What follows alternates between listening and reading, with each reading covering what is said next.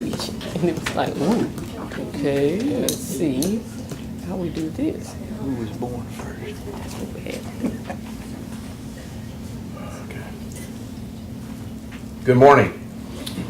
And it is a good morning. This is a special meeting of Commissioners Court of Grimes County. Today is Wednesday, June the 5th, 2019. The time is 9 a.m. We're at 114 West Buffington Avenue, 114 West Buffington's one-way street in Anderson. Please pay attention when you come to the annex. We're going to start with an invocation. We'll ask our Brother Charles Tompkins, if you will. Let us pray. Father God, we thank you. We have a chance to come again and to resume the business that you have placed us over. Again, Father, realize we don't own anything, but we're only stewards. But we're your stewards. And we need your blessings upon this court, upon the commissioners, upon the judge, and everyone that is a part. Father, we need your wisdom to preside, to know that everything will be according to your plan. In Jesus' mighty name we pray. Amen. Amen. I pledge allegiance to the flag of the United States of America and to the republic for which it stands, one nation, under God, indivisible, with liberty and justice for all. Honor the Texas flag. I pledge allegiance to thee, Texas, one state, under God, one and indivisible. Thank you. Would you be seated, please? Let the record show that Commissioner Mallett is not with us this morning, but Commissioner Mallett is doing good community service. He is cooking over at the county fairgrounds for the senior day, and they're providing lunch for the seniors today. So if you're 60 and older, or you can masquerade as older than that, feel free to join them over at the fairgrounds for senior day. With that, we'll go to the, I guess, another public comment. Anybody have a public comment they'd like to make or share? Good morning, voters of Grimes County. I'm Rebecca Duff, election administrator at the moment.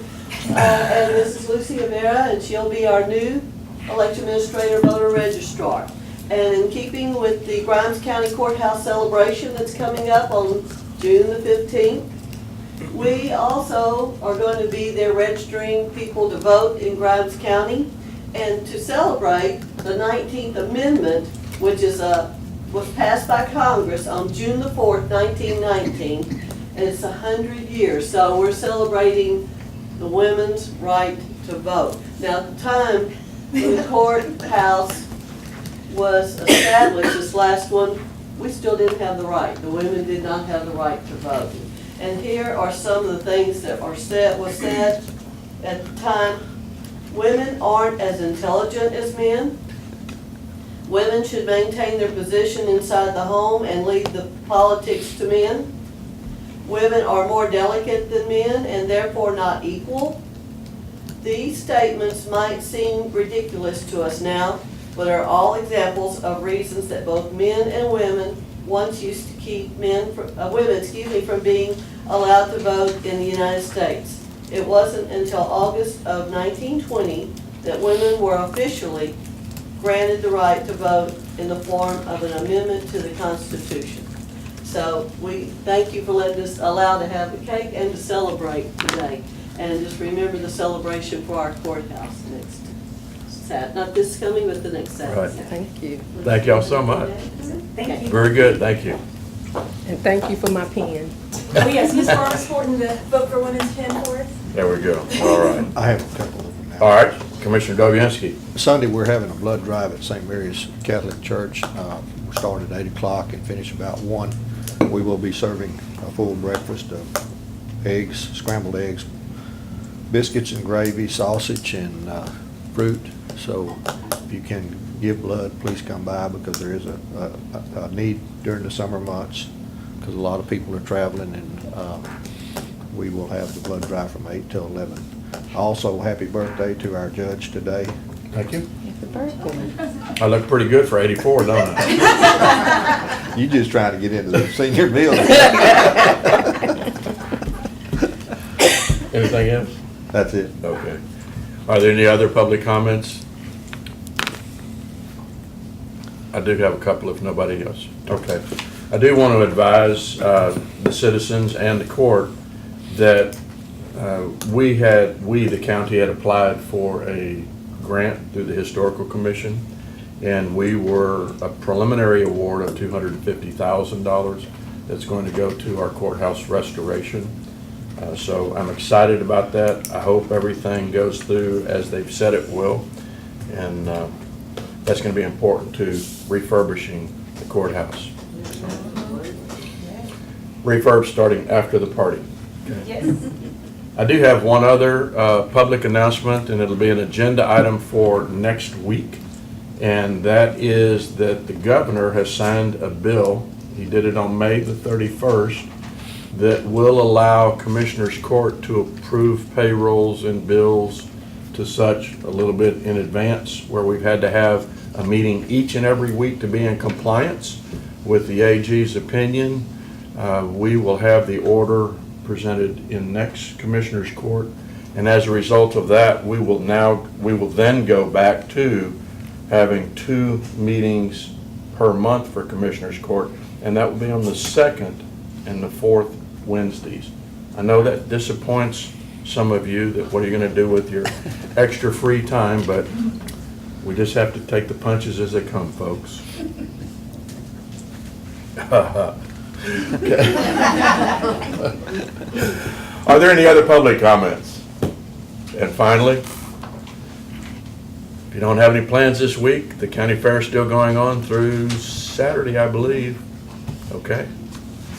Hearing and seeing no other public comments, we will move to consent agenda items number 3. Number 3. Consider and take action to approve the treasurer's list of claims and bills. We've had those presented to us. Commissioners, any questions or concerns?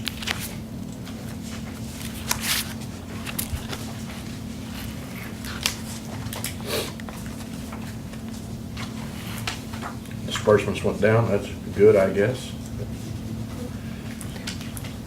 Without seeing any, hearing any comments, I'd like to make a motion that we approve consent agenda item number 3. Second. There's a motion before the court on consent agenda item number 3 by Commissioner Walker, seconded by Commissioner Cox. Is there further discussion? All in favor say aye. Aye. Motion carries.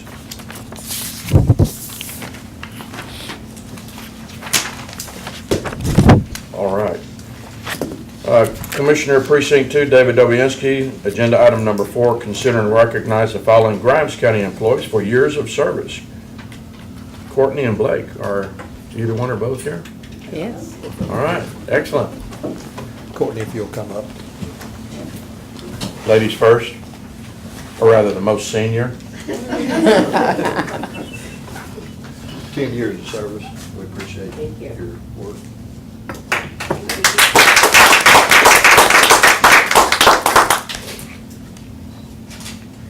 I'm going to take the toothpick out. You're more than welcome. Thank you. Commissioner Dobianski. Congratulations. Courtney, come back up and let me get one a little closer.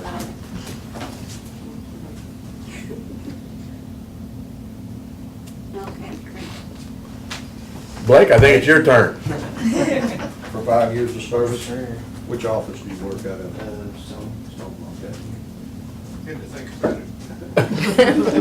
He's flexible, goes from one to the other. Thank you, Blake.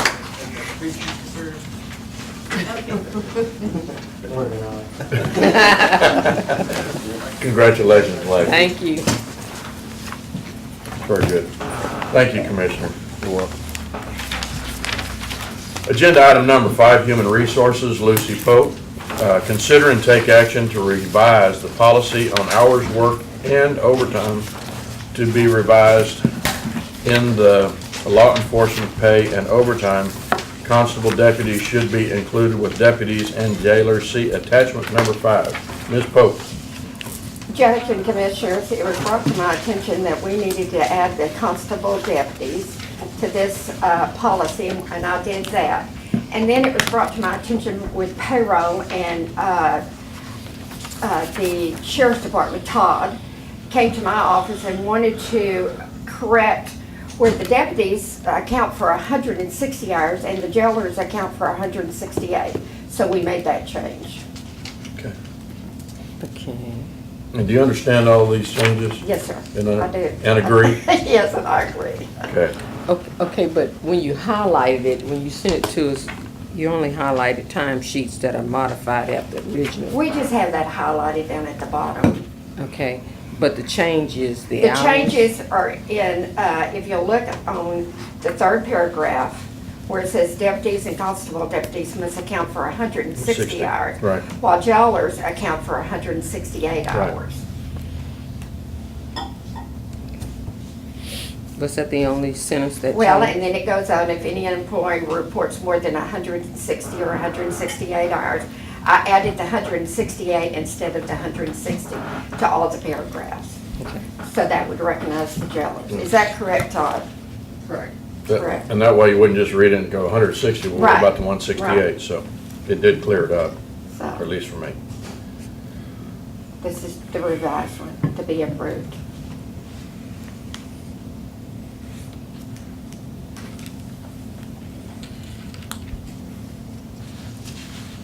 And is it gonna be page 55 in the manual? It's going to be 55, and then the next page will be 55A, Okay, which will have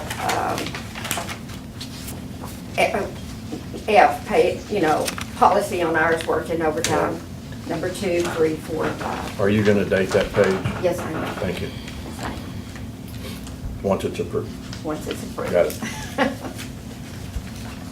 And that was something I'd asked Lucy to do when we make these changes, put a date on there. That's what I've been So we doing. can kind of coordinate that with records and minutes and things of that sort. 'Cause I And know- it will be sent out to all the employees. Because I know occasionally somebody, just like Commissioner Mallett, he's not here today, he would get the page for some reason or another, so. Okay. Are there any other questions for our HR director? Judge, if there's not any, I'll make a motion that we revise the policy on hours worked and overtime. Be revised, and the law enforcement pay and overtime constable deputy should be included with deputies and jailers. Second.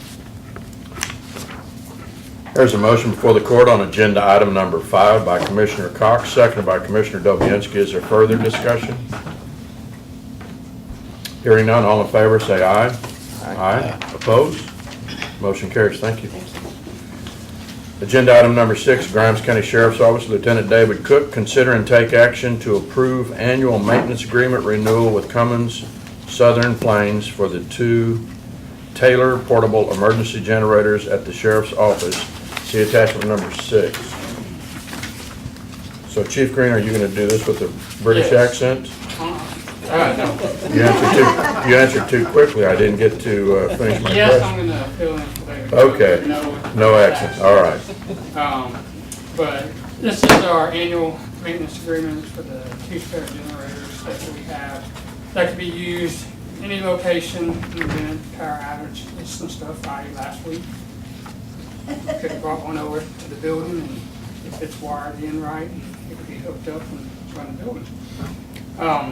This is maintenance agreement, make sure all the regular maintenance, batteries, oil samples, air filters, and the diesel fuel polishing and all the testing are done on it. To make sure this is still working order. It's $490 for each one, which comes out to $980 total. And it's the same as last year's. We've had recent discussion on this, whether we're going to do 1 or 2, and we decided 2, and now is this just, we're getting it all coordinated where they're both on the same timeline? These are the 2 portable ones. It's Right. still not the 2. Oh, it's not the The fixed one- ones. Yeah, not. That's a different contract. Gotcha.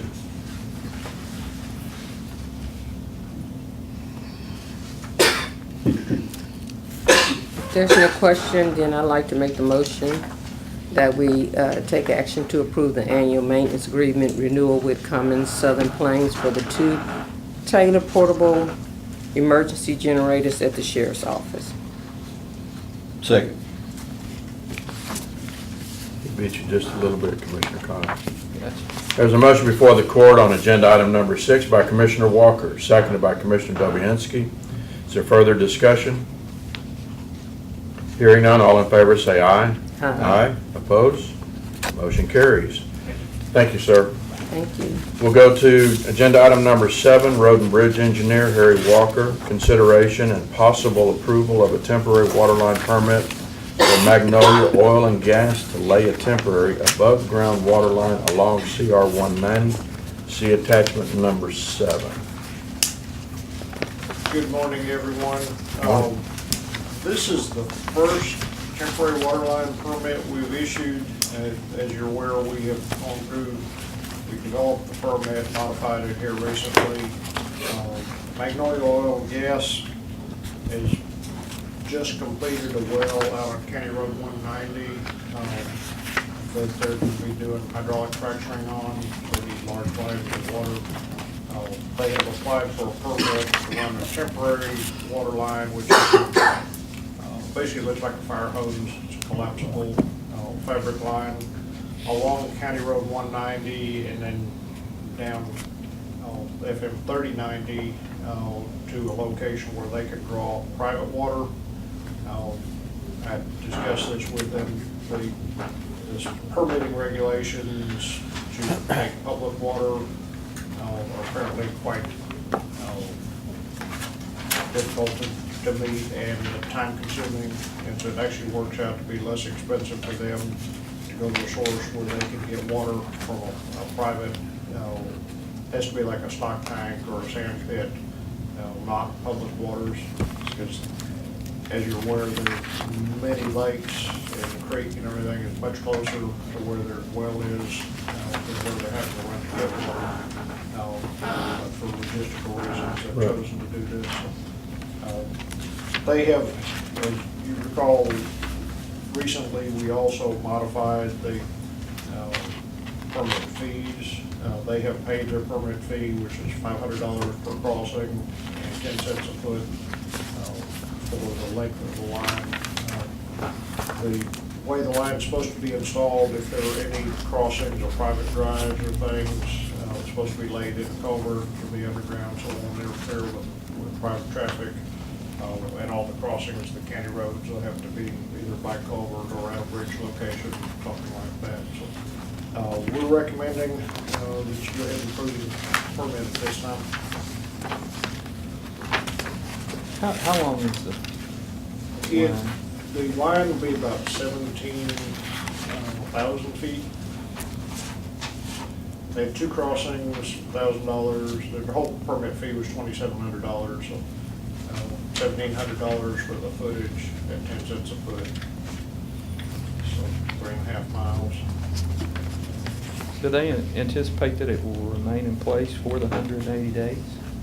No, the project should not take them that long, but the permit was established that way in case they have difficulties, or in some cases, they'll come back to the well, the second or third well in the same vicinity. They have plans, if this well develops the way they think it will, put in additional wells in that area. They may end up, if timing works out, using the same water line for a second well. And you don't anticipate any interruption with road maintenance? No, the line will be laid along the fence line, basically. Part of the permitting process is that they have to put it where it'll be out of the way and to our satisfaction. It won't interfere with either our operations or the activities of private landowners.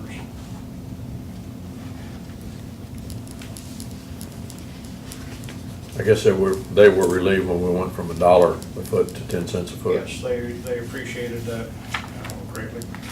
Okay. They also, as part of that process, they went and found a different location to get water that was closer.